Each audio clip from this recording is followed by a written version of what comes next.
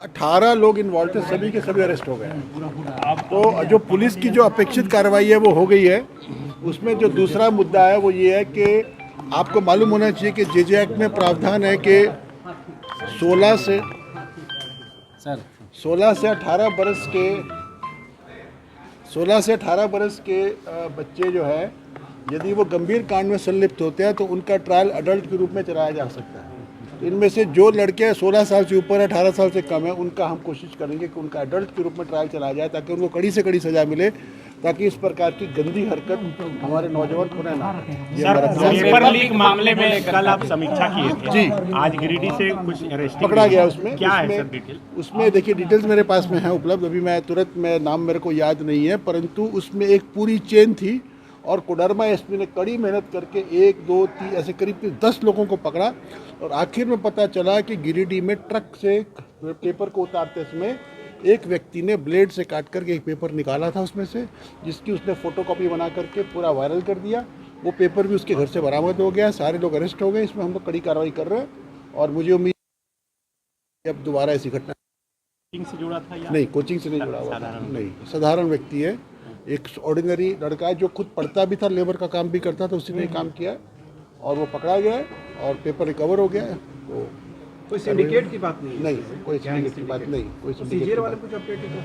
CGL वाले में देखिए, हम तो अभी उसकी जांच करवा रहे हैं और मैंने बार बार लोगों को बोला है कि आपके पास कोई भी एविडेंस हो तो आप प्रस्तुत कीजिए। 50 लोग हमारे पास में आए, फ़ोटो दिखाते हैं हमारे को, ये पेपर लीक हुआ, वो पेपर लीक हुआ, पूछते कैसे हुआ, तो हम ट्रेन में जा रहे थे, बगल में लड़का बैठा था, वो पेपर पे कुछ लिख रहा था, मैंने पेपर का फ़ोटो खींचा। तो हम उससे पूछते हैं, भाई जब तुमने पेपर का फ़ोटो खींचा तो व्यक्ति का फ़ोटो खींचा? नहीं खींचा। तो हमें कोई भी व्यक्ति के बारे में कोई भी जानकारी नहीं दे पा रहा है। तो हमें लगता है कि कुछ प्रयोजित शक्तियाँ इस पूरे प्रकरण में पेपर को लीकआउट बताने का प्रयास कर रही हैं या पूरे व्यवस्था को बदनाम करने का प्रयास कर रही हैं, लेकिन फिर भी हम एक ओपन माइंड के साथ खड़े हैं।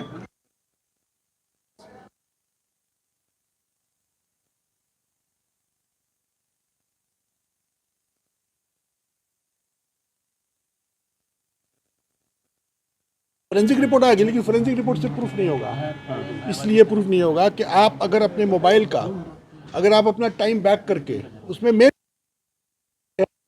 मान लीजिए तो मोबाइल का टाइम कर देते हैं, आगे ले आते हैं, तो उसको चेक करने का कोई मोबाइल का तरीका मेरी जानकारी फोरेंसिक उसको जांच नहीं कर सकती है, इसलिए इसको प्रूफ और डिस्प्रूफ करना असंभव है। परंतु मेरा कहना है कि जिन लोगों के द्वारा इस प्रकार की फोटोएं, इस प्रकार के तथ्य दिए जा रहे हैं, तो वो क्यों नहीं हमारे को नाम बताते हैं उन लोगों के जिनके द्वारा ऐसा काम किया गया। एक भी नाम हमें अभी तक नहीं बताया गया, एक भी मोबाइल नंबर नहीं दिया गया।